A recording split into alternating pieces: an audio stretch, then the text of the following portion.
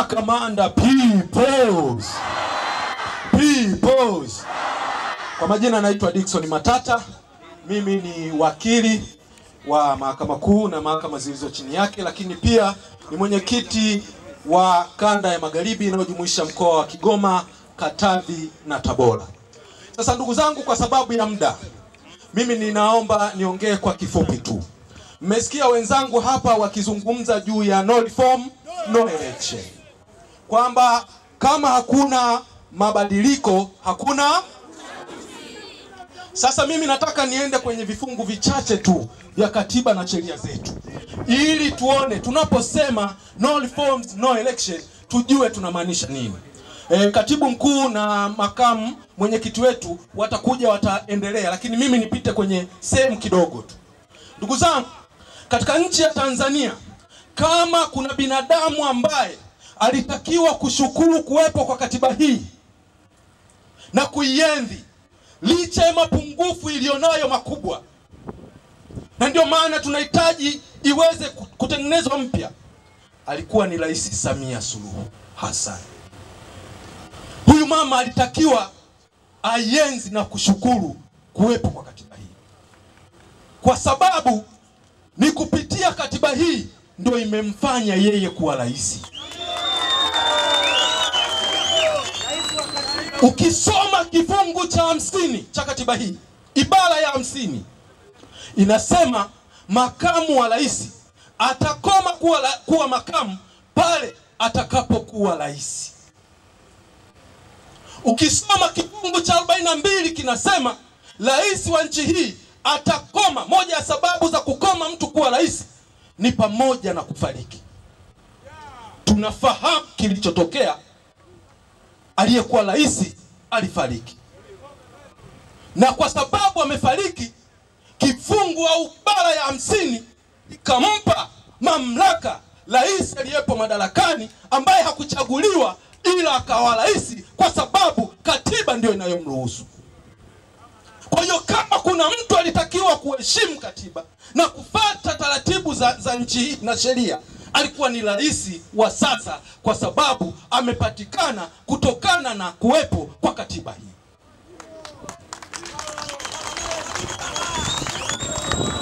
Leo tunapozungumza, yule ambaye pita kwa kutumia katiba hii na sio kwa kuchaguliwa na wananchi kuwa rais, ndio anayeongoza kuikanyaga katiba hii. Sasa tunaposema tunahitaji mabadiliko, tunahitaji mabadiliko kwa sababu ndani ya nchi hii, ila chochote kiweze kufanyika, tuweze kupata maendeleo, tuweze kupata viongozi bora, ni pamoja na kuwa na sheria na katiba bora. Mwalimu Nyerere wakati anaongoza aliwahi kusema, ili nchi yetu tuweze kuendelea, maendeleo ndani ya nchi yaweze kupatikana, yanahitaji vitu vinne. Alisema inahitaji watu ambao watu tupo. Alisema inahitaji ardhi ambao ardhi ipo. Akasema inahitaji siasa bora na uongozi bora. Shida tulionayo ni uongozi bora na siasa bora. Na tunavyo hivyo vitu vibovu viwili, siasa bora na uongozi bora, hatuna, kwa sababu watu wanatumia katiba na sheria zetu mbovu kuweza kutuongoza. Sasa nitatoa mfano kwa nini tunataka reforms. Ukienda ibara ya 74 ni ibara inayozungumzia masuala ya tume huru ya uchaguzi. Ibara ya 74. Ukienda kwenye ibara hii inasema rais ndio ambaye ana mamlaka ya kuteua mwenyekiti wa tume pamoja na wajumbe wake. Yaani rais wa nchi yetu ndio mwenye mamlaka ya kuteua mwenyekiti wa tume pamoja na wajumbe wake. Kwa lugha nyepesi, rais ambaye ni kiongozi wa CCM, mwenyekiti wa CCM, na ambaye naye anashiriki kwenye uchaguzi akiwa mgombea, ndio anayeteua tume ambayo itaenda kusimamia uchaguzi ambao na sisi upinzani, Chadema na vyama vingine tunashiriki. Soma ibara ya 74. Kama haifai, ndani ya hao wajumbe ambao wanawateua yeye kwenye tume, yumo mpaka mjumbe ambaye ni mwana CCM. Nani anamfahamu Omar Ramadhani Mapuri? Omar Ramadhani Mapuri alikuwa ni katibu mwenezi taifa wa CCM. amewahi kuwa balozi wa nchi hii, amewahi kuwa waziri wa mambo ya ndani, eti naye huyo ni mjumbe wa tume huru ya uchaguzi. Na bahati mbaya kwenye hiyo tume kwenye kufanya maamuzi inataka wafike tu wajumbe 4.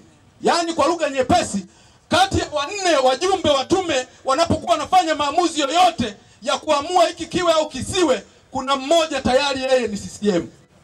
Pause. Ndugu zangu, katika mazingira kama hayo hatuwezi kukubali kwenda kwenye uchaguzi ambao tunajua sio tu wajumbe, lakini pia mkurugenzi wa tume naye anateuliwa na rais, na wanaosimamia kwenye mawilaya na majimbo yetu wakurugenzi wote wanateuliwa na rais. Hakuwezi kuwa na uchaguzi huru na wa haki.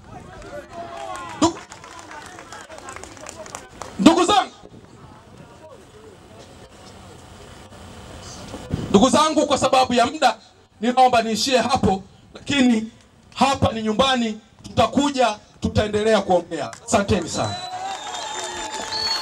Asante sana wakili msomi, makofi kwake.